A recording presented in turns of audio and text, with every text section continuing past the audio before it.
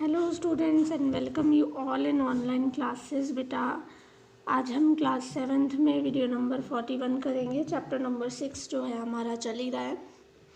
Question and answers कर रहे हैं हम। तो जो क्वेश्चन आंसर्स हैं उनमें आप देखिए, आज हम क्वेश्चन नंबर 6 से स्टार्ट करेंगे। क्वेश्चन नंबर 6 में आप देखिए क्या कह रहा है। आप ये कैसे दिखाएंगे कि दही का जमना एक रासायनिक परिवर्तन है। आप कैसे सिद्ध करेंगे इस बात को कि दही जम गया तो वो रासायनिक परिवर्तन है। तो देखिए, दही का जमना रासायनिक परिवर्तन है। दूध ही परिवर्तित होकर दही में बदलता है और दही एक नया पदार्थ बना है। और हमने जो रासायनिक परिवर्तन की परिभाषा पढ़ी थी उसमें यही पढ़ा था कि एक नया जब पदार्थ बने, है ना, तो उसे रासायनिक परिवर्तन कहते हैं। और रासायनिक परिवर्तन पुनः परिवर्तित नहीं होता, यानी कि वापस जो दही है वो वापस से दूध में परिवर्तित नहीं होगा। इनके आंतरिक गुण परिवर्तित हो जाते हैं। दूध और दही के आंतरिक गुण अलग अलग होते हैं। तो दही को किसी भी प्रकार से पुनः दूध में परिवर्तन नहीं किया जा सकता। इस आधार पर हम ये कह सकते हैं कि दही जो होता है वो एक रासायनिक परिवर्तन होता है। ठीक है, तो दूध से दही जमने की जो प्रक्रिया है वो एक रासायनिक परिवर्तन कहलाती है। ठीक है, इसके बाद क्वेश्चन नंबर 7 देखिए कि समझाइए लकड़ी के जलने और उसे छोटे टुकड़ों में काटने को दो भिन्न प्रकार के परिवर्तन क्यों माना जाता है। यानी कि एक लकड़ी के जलने और उसको छोटे छोटे टुकड़ों में काट दें, दो अलग अलग तरीके के परिवर्तन हैं, ऐसा क्यों। तो देखिए, जब लकड़ी जलेगी तो मैंने आपको बताया ऑक्सीजन की उपस्थिति में ही लकड़ी जलती है। तो ऑक्सीजन से अभिक्रिया करेगी जलते समय, और जब अभिक्रिया ऑक्सीजन से करती है तो CO2 यानी कार्बन डाइऑक्साइड गैस निकालती है धुआं के रूप में, ऊष्मा के रूप में, और अन्य पदार्थ बनाती है। तो ये नए पदार्थ बने और वापस अब लकड़ी की जो राख है उससे आप लकड़ी बना दोगे क्या? नहीं बनेगी। इसका मतलब ये एक रासायनिक परिवर्तन है। ठीक है, पूर्णतः नया पदार्थ है। रासायनिक परिवर्तन का भी लक्षण है लकड़ी का जलना।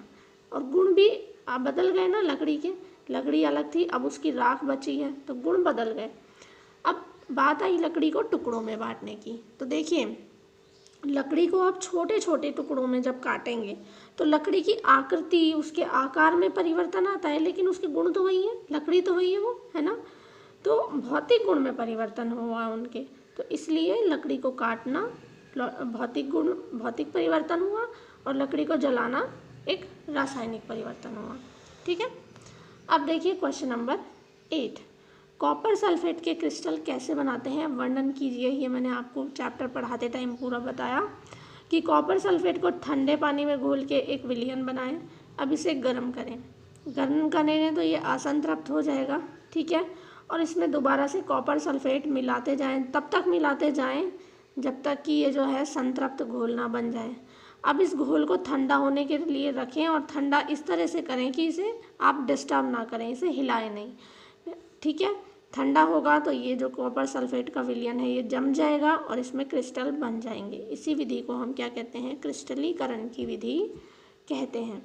ठीक है, मेक श्योर ये करना है कि जब ये विलयन बने तो आप इसे हिलाएं नहीं ठंडा होते समय। अगर हिल जाएगा ये तो इसके क्रिस्टल टूट जाएंगे और पूरी तरह से क्रिस्टल नहीं बनेंगे।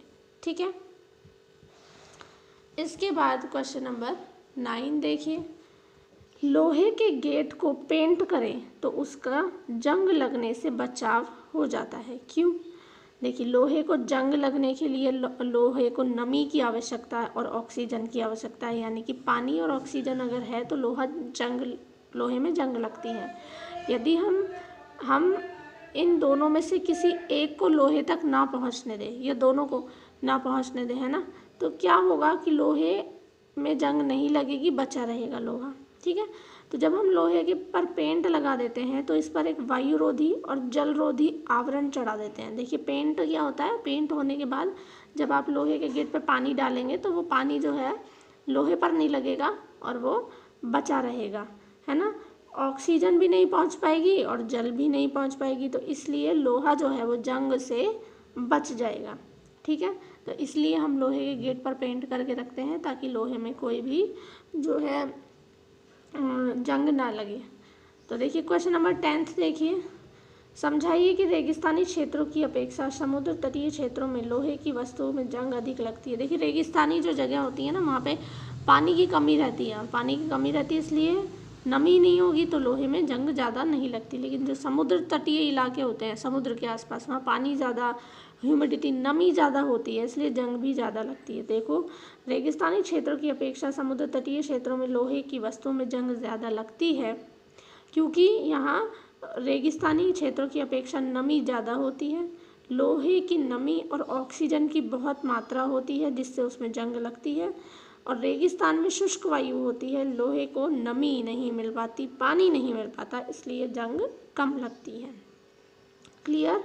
इसके बाद क्वेश्चन नंबर 11 देखिए, हम रसोई में जिस गैस का उपयोग करते हैं वह द्रवित पेट्रोलियम गैस एलपीजी है। ठीक है, सिलेंडर में तो एलपीजी द्रव के रूप में होती है, लेकिन सिलेंडर से बाहर आते ही ये गैस में परिवर्तित हो जाती है ना। पहला परिवर्तन हो गया ये कि अंदर तो द्रव रूप में है और बाहर आते ही ये गैस में परिवर्तित हो जाती है। फिर जब ये गैस जलती है तो परिवर्तन भी हो गया। तो इनका सही जो है ना चयन करें कि प्रक्रम ए रासायनिक परिवर्तन है, प्रक्रम बी रासायनिक परिवर्तन है, ए और बी दोनों ही रासायनिक परिवर्तन है, इनमें से कोई भी रासायनिक परिवर्तन नहीं है। देखिए दोनों तो रासायनिक परिवर्तन नहीं है क्योंकि लिक्विड के रूप में है और वहाँ पे बाहर आते ही गैस में आ रही है, तो यानी इसका रूप चेंज हो गया, पर है तो वो एलपीजी ही, इसके गुण चेंज नहीं हुए। तो पहला वाला जो है वो रासायनिक परिवर्तन नहीं है, लेकिन जलना दूसरा जो है वो रासायनिक परिवर्तन है। तो बी तो रासायनिक परिवर्तन है, पहला रासायनिक परिवर्तन नहीं है, तो इसलिए हम इसमें बी आंसर लिखेंगे, ख आंसर लिखेंगे। ठीक है। इसके बाद अवायवीय जीवाणु जैविक अपशिष्टों पदार्थों को अपघटित करके बायोगैस बनाते हैं। जीवाणु जो है वो बायोगैस बनाते हैं। ये पहला परिवर्तन हो गया कि जो जैविक अपशिष्ट है उससे जीवाणु क्या बना रहे हैं, गैस बना रहे हैं। अब ये गैस जलाई जाती है, परिवर्तन भी। तो अब कथन सुनिए आप कि ए रासायनिक परिवर्तन, बी रासायनिक। देखो बेटा, जैविक अवशिष्ट था जिससे गैस बना दी, इसका रंग रूप गुण सब बदल गए, रासायनिक परिवर्तन है। और जलना तो रासायनिक परिवर्तन होता ही है, यानी कि ए और बी दोनों ही रासायनिक परिवर्तन है, तो इसका आंसर आएगा गे। क्लियर है बेटा। देखिए यहाँ ये आपका चैप्टर नंबर 6 जो है कंप्लीट होता है इस वीडियो के अंदर। नेक्स्ट वीडियो में हम चैप्टर नंबर 7 स्टार्ट करेंगे, तो इसलिए आप यहाँ तक सारा CW में वर्क कंप्लीट करके रखिए और सारा लर्न कर लीजिए। Thank you.